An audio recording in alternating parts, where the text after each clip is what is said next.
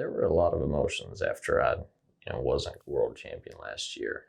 2020 being the year that it was different. But it was one of those things. I mean, heartbreaking. I would say would probably be number one. The real rush of emotion, I guess. It didn't really hit me and didn't really resonate till the first rodeo of the year, whenever they announced Stetson as the reigning bull riding champion. I guess that's kind of really when all the emotion set in, and it was like, man, this is real. I definitely didn't like it.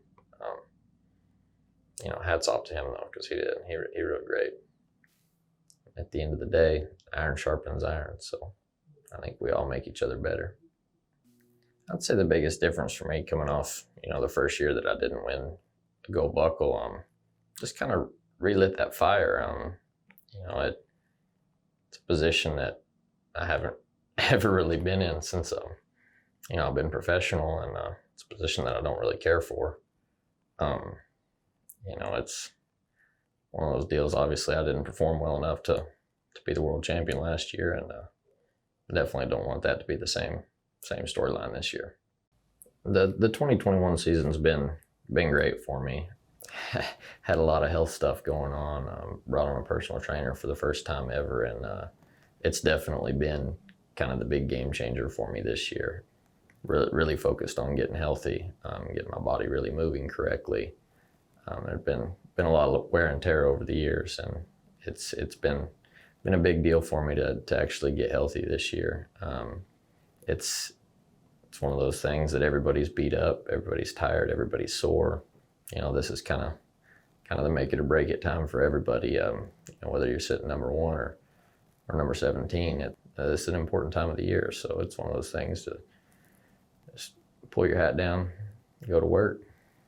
I guess for me, the reason that, the PRCA's the path that I chose to go down is, I grew up watching rodeos, grew up going to the NFR, grew up watching the PBR on TV too.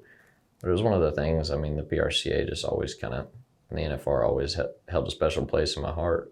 The older I got, that was just kind of what I wanted to do. There wasn't really a question on which association I wanted to compete for at the start. Then the invites came, the pressure came, everybody, asking why I wasn't, picking the career path that most people probably thought was better. It just never really was something that I was interested in. It's one of those things that, I'm a firm believer, just follow your heart wherever it takes you. And it's one of those deals, my heart just never was there for the PBR. You're talking about a life or death sport that you pretty much have to be sold out on with total conviction whenever you put your hand in your bull rope. And, just the PRCA was where that conviction was for me. I love getting to make my own schedule. I love getting to, experience a lot of stuff that not many people do. We get to travel all over the continental United States, some of Canada, Alaska. It's just a different lifestyle in professional rodeo. You have the brotherhood aspect, the travel aspect, still get paid, more than I ever thought I would to go do something that I love. So for me, the career choice was pretty easy to go in the PRCA. I'm very, very happy with how my life has kind of unfolded. I've gotten to meet so many great people, forged lifelong friendships.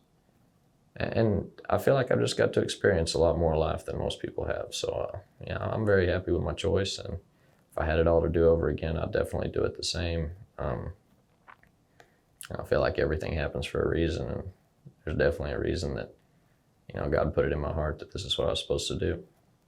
I feel like with anything in life, you kind of have to have a very clear vision and, good goals to kind of get you to that vision of kind of what you want your life to look like. Whenever I was sitting down and kind of, figuring out what I wanted out of my career, why not shoot for the moon, I guess. It was one of those deals. been my goal ever since I was a little kid. If I was going to do this, then I wanted to be the best at it.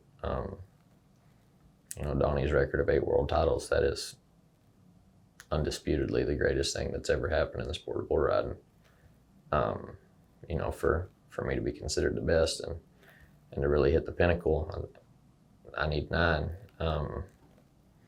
It's a lofty goal, I know that.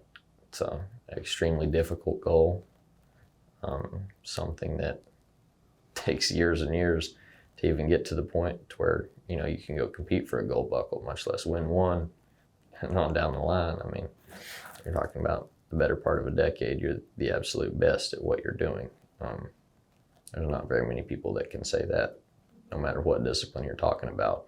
I've got a great relationship with Donnie, and I think he's going to be the first one there to congratulate me if it ever does happen. If and when it does happen. Well, yeah, I mean, Donnie's been in my corner since day one. I don't think there's anybody that knows more or has seen more about the sport of bull riding. You know, I'm just thankful for his support in this journey. I think it's one of those things, you know, most people would probably think that, you know, he wouldn't want me to break the record, but he really does. I mean, records are meant to be broken. He believes that. We've talked about it several times, and, you know, anything that is that hard to set and or break, he'd be happy if I got it done.